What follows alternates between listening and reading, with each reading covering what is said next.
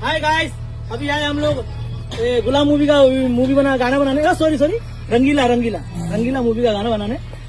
यारो सुन लो जरा, और मतलब बहुत ठंडी और शांत देखो ना वातावरण। जगह दिखाओ हमको कैमरामैन, आओ यार जगह देखो और जिंदगी के मजे लो। देखो पूरा पहाड़ी, पूरा इलाका, पूरा सन्नाटा है, मस्त सुंदर ठंडी ताजी हवा है। किधर किधर आके यार हम लोग वीडियो बनाते हैं आपको मनोरंजन करने के लिए। मतलब आपको अच्छा दिखना चाहिए वीडियो, और आपको मतलब हम अच्छे नहीं लगे चलेगा, पर आपको जगह लोकेशन वो अच्छा दिखना चाहिए भाई। और अगर अच्छा लगे वीडियो तो उसको सब्सक्राइब और लाइक करना भाई।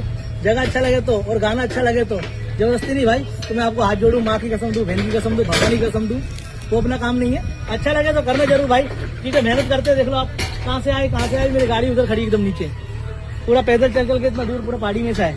आप देख सकते हैं कहाँ से जा रहा हूँ, दिखाओ लोगों को कहाँ से आना पड़ता है।